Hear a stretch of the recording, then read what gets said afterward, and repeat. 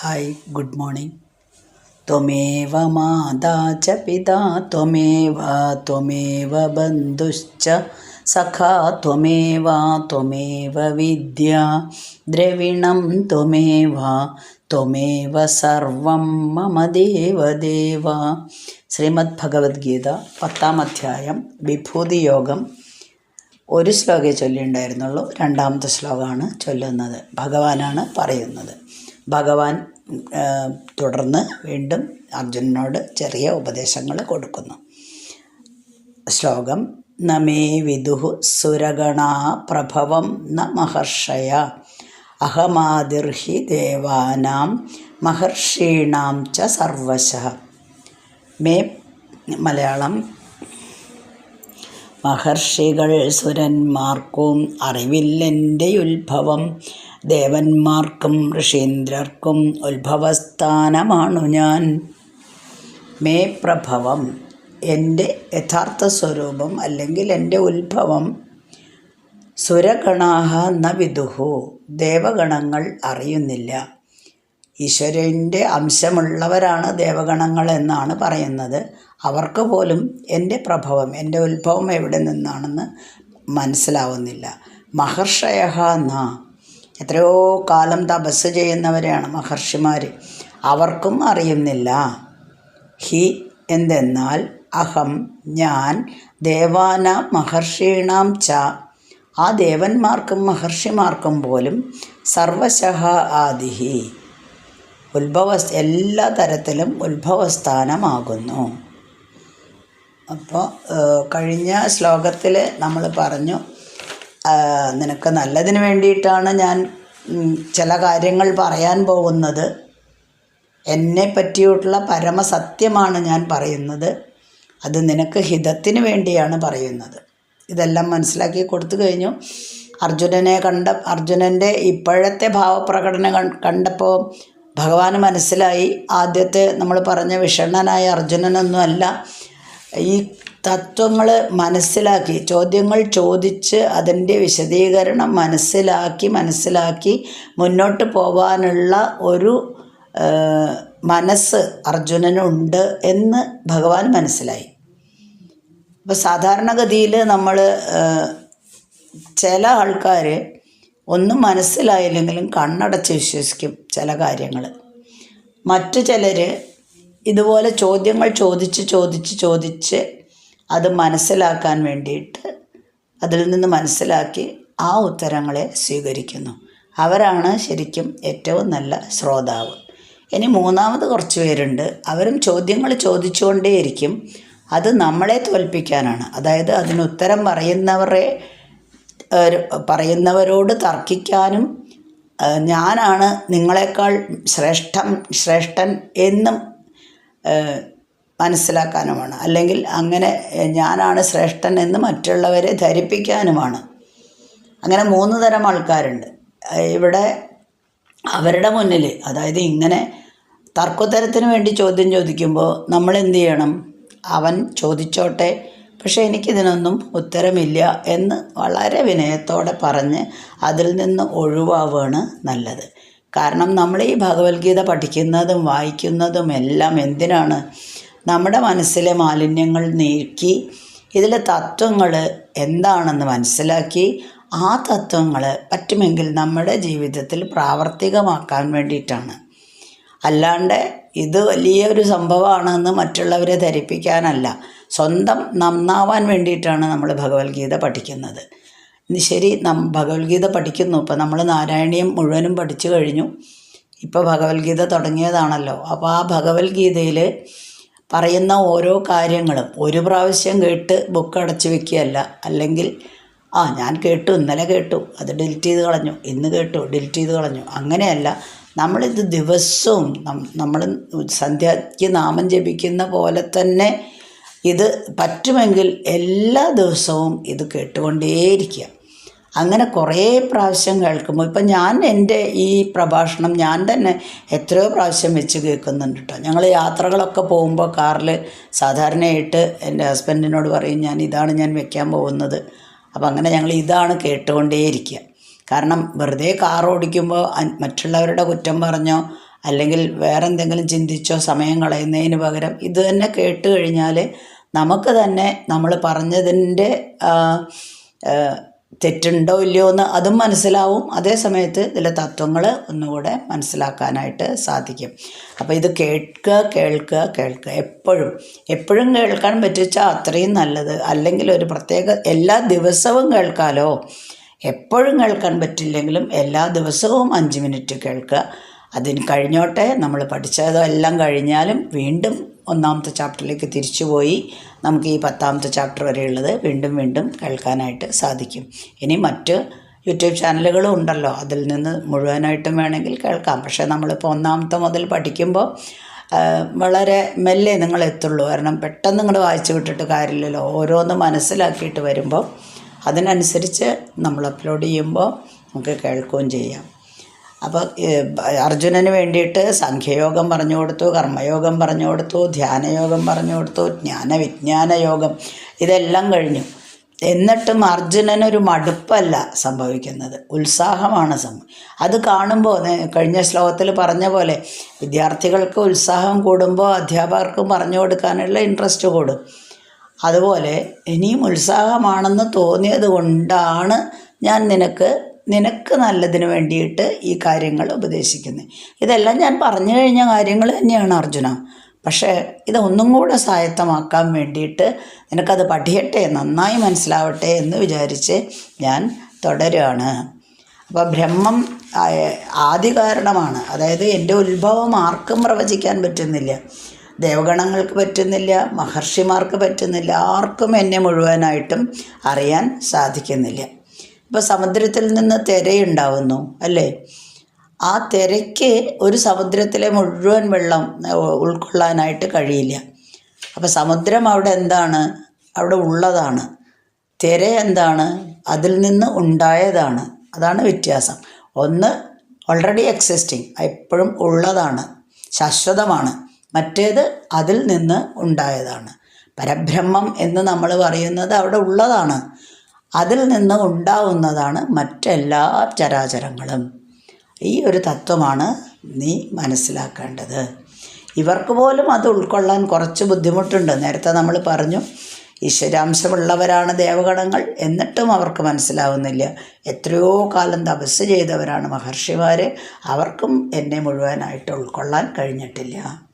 അപ്പോൾ സാധാരണയായിട്ടുള്ള നിനക്ക് ഇത്രയും നേരം പറഞ്ഞതുകൊണ്ടൊന്നും ഇത് ഉൾക്കൊള്ളാനായിട്ട് പറ്റില്ല എന്ന് എനിക്ക് മനസ്സിലായതുകൊണ്ട് ഞാൻ പറയുന്നത് വളരെ ശ്രദ്ധയോടെ എന്താണ് ഈ ബ്രഹ്മം എന്നുള്ളത് ഞാൻ വ്യക്തമാക്കി തരാം. അത് നീ വീണ്ടും കേട്ടുകൊണ്ടേയിരിക്കൂ. നേരത്തെ പറഞ്ഞ പോലെ വീണ്ടും നമ്മൾ ഭഗവത്ഗീത കേട്ടുകൊണ്ടേയിരിക്കുന്ന പോലെ നീ അത് കേട്ടുകൊണ്ടേയിരിക്കൂ. അപ്പോൾ എന്തായിരിക്കും? നിൻ്റെ മനസ്സ് തന്നെ ക്ലിയർ ആയിക്കോളും. അതിനു വേണ്ടിയിട്ടാണ് ഞാനിത് ഉപദേശിക്കുന്നത്. അപ്പോൾ എല്ലാ ദേവന്മാരുടെയും മഹർഷിമാരുടെയും എല്ലാം ഉൽപ്പത്തി സ്ഥാനമാണ് ഞാൻ, ആദികാരണമാണ്. ഉൽപ്പത്തി സ്ഥാനം ആരാണ്? പരമാത്മാവാണ്. അത് നമ്മുടെ ശാരീരികമായിട്ടും മാനസികമായിട്ടും ബുദ്ധിപരമായിട്ടും ഒക്കെ ഉള്ള നിലനിൽപ്പിന് ആസ്പദമാണ് ഈ തത്വം അറിയുക എന്നുള്ളത്. എല്ലാം പരമാത്മാവാണ് എന്ന തത്വം അറിഞ്ഞു കഴിഞ്ഞാൽ നമ്മൾക്ക് ഇതിൻ്റെ എല്ലാം നിലനിൽപ്പ് ഈ പരമാത്മാവാണെന്ന് മനസ്സിലാവും. അപ്പം ദേവന്മാരും മഹർഷിമാരും എല്ലാം ഒരു പരമാർത്ഥമായിട്ട്, അതായത് വളരെയധികം ഉയർന്ന ചിന്തിക്കുന്നവരാണ്. എങ്കിൽ പോലും എൻ്റെ ഉൽപ്പത്തിയെ അവർക്ക് ഇതുവരെയും അറിയാനായിട്ടില്ല. അപ്പോൾ അങ്ങനെയാണെങ്കിൽ ആർക്കും ആത്മാവിനെ അറിയാൻ കഴിയില്ലേ എന്നൊരു ചെറിയ സംശയം വരും. അതാണ് 3ാമത്തെ ശ്ലോകത്തിൽ ചൊല്ലുന്നത്. യോ മാം അജം അനാദിം ച വേത്തി ലോകമഹേശ്വരം അസമ്മൂഢഃ സമർത്ഥ്യേഷു സർവപാപൈഹി പ്രമുച്യതേ. മലയാളം: ജനിക്കാതാദിയില്ലാത ലോകനായകനായവൻ, അറിവോൻ മോഹനിർമുക്തൻ, സർവപാപ വിമുക്തനാം.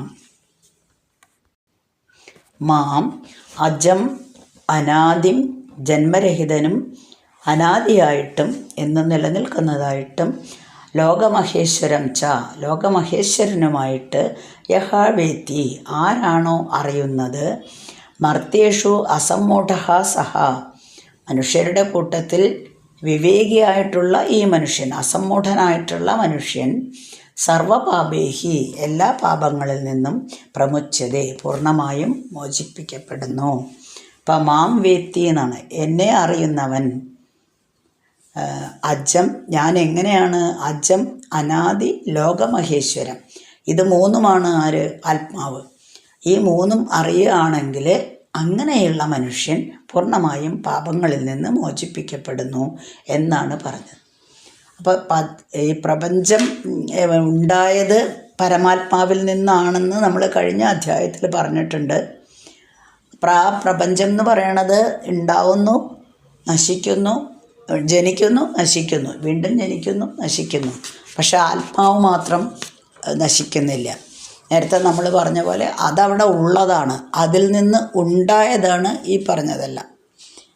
പരമാത്മാവ് എന്നുള്ളത് അവിടെ ആദ്യമേ ഉള്ളതാണ്. ആത്മാവില്ല, മരണവുമില്ല, ജനനവുമില്ല, എന്നും നിലനിൽക്കുന്നതാണ്. പിന്നെ ജനിക്കേണ്ട ആവശ്യം വീണ്ടും വരുന്നില്ലല്ലോ. മറ്റുള്ളതെല്ലാം ആത്മാവിൽ നിന്ന് ഉണ്ടായി നിലനിന്ന് അതിൽ തന്നെ ലയിക്കുന്നു. നേരത്തെ പറഞ്ഞ പോലെ തന്നെ തിരകൾ കടലിൽ നിന്ന് ജനിച്ചവയാണ്. അപ്പോൾ കടലോ? കടൽ ജനിക്കാത്തതാണ്, എന്നും ഉള്ളതാണ്. കടൽ ആദ്യമേ ഉള്ളതാണ്, അതിൽ നിന്ന് ജനിച്ചതാണ് തിരകൾ. അപ്പോൾ എല്ലാ തിരകൾക്കും എന്തുണ്ട്? ഒരാരംഭമുണ്ട്, ഒരു നിലനിൽപ്പുണ്ട്, ഒരവസാനമുണ്ട്. പക്ഷെ കടലിനോ? കടലിനതില്ല. അതുകൊണ്ടാണ് ആത്മാവിനെ അജം, അനാദി എന്നൊക്കെ വിശേഷിപ്പിച്ചത്. ഇനി ലോകമഹേശ്വരം എന്നാണ് പറഞ്ഞത്. ലോകമഹേശ്വരം പറഞ്ഞാൽ, ലോകം എന്ന് പറഞ്ഞാൽ അനുഭവമണ്ഡലമാണ്. അപ്പോൾ എൻ്റെ ശരീര ബുദ്ധി തലങ്ങളിലുള്ള അനുഭവങ്ങൾ എൻ്റേത് തന്നെ ആയിരിക്കണം. അതിന് ആണ് എന്ന് എനിക്ക് മനസ്സിലാവണം. നമ്മൾ ആദ്യമേ പറഞ്ഞിട്ടുണ്ട്, ഞാൻ എന്നെ അറിയണം. അതിൽ നിന്ന് കിട്ടുന്ന സുഖം മാത്രമേ ശാശ്വതമാവുള്ളൂ. നമ്മൾ ജീവിക്കുന്ന ലോകത്തിൽ നിന്ന് കിട്ടുന്ന മറ്റ് സുഖങ്ങളെല്ലാം താൽക്കാലികമായിരിക്കും. അത് നമുക്ക് കിട്ടുമെങ്കിലും വളരെ കുറച്ച് നേരം മാത്രം നിലനിൽക്കുന്നതാണ്. പക്ഷെ ഞാൻ ആര് എന്നുള്ളത് എനിക്ക് മനസ്സിലായി കഴിഞ്ഞാൽ ഒരിക്കലും അത് നശിക്കുന്നില്ല. അതിൽ നിന്ന് കിട്ടുന്ന സുഖം എപ്പോഴും ശാശ്വതം തന്നെയാണ്. അല്ലാതെ ലഭിക്കുന്ന സുഖങ്ങളാണ് നശിക്കുന്നത്. അപ്പം എൻ്റെ ലോകത്തെ ഭരിക്കുന്ന ആത്മാവ് ആരാണ്? ഞാൻ തന്നെയാണ്. അതുകൊണ്ട് ഞാൻ എന്നെ തന്നെയാണ് അറിയുന്നത്. ഈ തത്വം മനസ്സിലാക്കി കഴിഞ്ഞാൽ ആത്മാവിനെ അജനാണ്, അനാദിയാണ്, ലോകമഹേശ്വരനാണ് എന്ന് മനസ്സിലാക്കി കഴിഞ്ഞാൽ മനുഷ്യൻ്റെ മറ്റുള്ള കാര്യങ്ങളിലേക്കുള്ള വ്യാമോഹങ്ങളെല്ലാം അവസാനിക്കും. ഞാൻ എന്താണെന്ന് വളരെ കൃത്യമായിട്ട് മനസ്സിലാക്കി കഴിഞ്ഞാൽ. അതാണ് ഈ ബ്രഹ്മം എന്താണ് എന്ന് അറിയുന്നതിൻ്റെ ഒരു ഗുണം. ഇപ്പം നേരത്തെ പറഞ്ഞല്ലോ, നേരത്തെ ശ്ലോകത്തിൽ പറഞ്ഞ പോലെ എന്തിനാണ് ഇത് അറിയുന്നത് എന്നുള്ളൊരു സംശയം. അതായത് മഹാന്മാർക്ക് പോലും, മഹർഷികൾക്കും ദേവന്മാർക്കും ഒന്നും അറിയുന്നില്ലെങ്കിൽ പിന്നെ ആർക്കും അറിയാൻ കഴിയില്ലേ എന്ന ഒരു സംശയം ഉണ്ടായിരുന്നല്ലോ. അപ്പോൾ ഞാൻ അങ്ങനെ ഇതെല്ലാം അറിഞ്ഞു കഴിഞ്ഞാൽ ഒരു മനുഷ്യൻ സർവ്വ പാപങ്ങളിൽ നിന്നും മോചിപ്പിക്കപ്പെടുന്നു. അപ്പം പണ്ട് നമ്മൾ പറഞ്ഞ ഉദാഹരണത്തിൽ കയറിൽ നിന്ന് പാമ്പിനെ കണ്ട പോലെ കയറിൽ പാമ്പില്ല എന്നുള്ളത് നമുക്ക് കുറച്ച് മനസ്സിലാവും. ലൈറ്റ് അടിച്ചു കഴിഞ്ഞാൽ അത് കയറാണെന്ന് നമ്മൾ തിരിച്ച് അറിയും. അപ്പം സ്വന്തം സ്വരൂപത്തെക്കുറിച്ചുള്ള ഒരു തെറ്റിദ്ധാരണ കാരണം നമ്മൾ ചെയ്തു പോകുന്ന ആത്മനിന്ദാപരങ്ങളായിട്ടുള്ള ചില കർമ്മങ്ങളാണ് നമ്മൾ പറയുന്ന ഈ പാപങ്ങൾ. നമ്മൾ പറയാറുണ്ടല്ലോ, അയാൾ കുറേ പാപം ചെയ്തിട്ടുണ്ട്, കുറേ പുണ്യം ചെയ്തിട്ടുണ്ട് പറയും ചിലരെ പറ്റി, മറ്റു ചിലരെ പറ്റി ധാരാളം പാപം ചെയ്തിട്ടുണ്ട് പറഞ്ഞു. അപ്പോൾ എന്താണ് പാപം? നമ്മളെന്താണ് എന്നറിയാതെ നമ്മൾ ചെയ്യുന്ന പ്രവൃത്തികളാണ് പാപം. അപ്പോൾ ഈ ശരീര മനോബുദ്ധികളിലേക്ക് ഇങ്ങോട്ട് ലയിച്ചു കഴിഞ്ഞാൽ അതിൻ്റെ പ്രവർത്തനങ്ങളിൽ ഇൻട്രസ്റ്റ്, അല്ലെങ്കിൽ നമ്മൾക്ക് അതിൽ സന്തോഷം തോന്നി വീണ്ടും വീണ്ടും അതിൻ്റെ പിന്നാലെ പോയാൽ മനുഷ്യൻ സ്വന്തം സ്വരൂപമായ ആത്മാവിൽ നിന്ന് എത്രയോ അകന്നാണ് പോകുന്നത്. അത് ആത്മമഹിമയെ നിന്ദിക്കലാണ് ശരിക്കും. അങ്ങനെയുള്ള കർമ്മങ്ങൾ എന്താണ്? വിഷയസുഖങ്ങൾ തരും. പക്ഷേ അതൊന്നും ശാശ്വതമല്ലല്ലോ. അപ്പോൾ ശാശ്വതമായിട്ടുള്ള സുഖം ലഭിക്കുകയുമില്ല. ആത്മസ്വരൂപത്തെ അറിയുക എന്നുള്ളതാണ് നമ്മൾ ചെയ്യേണ്ടത്. അങ്ങനെ അറിഞ്ഞു കഴിഞ്ഞാൽ പാപങ്ങൾ അവശേഷിക്കുന്നില്ല.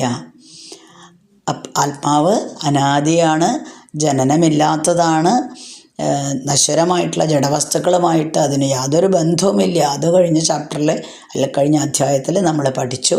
അത് മനസ്സിലാക്കുന്ന നിമിഷത്തിൽ നമ്മൾക്ക് നേടേണ്ടതെല്ലാം നേടിക്കഴിഞ്ഞു, അറിയേണ്ടതെല്ലാം അറിഞ്ഞും കഴിഞ്ഞു.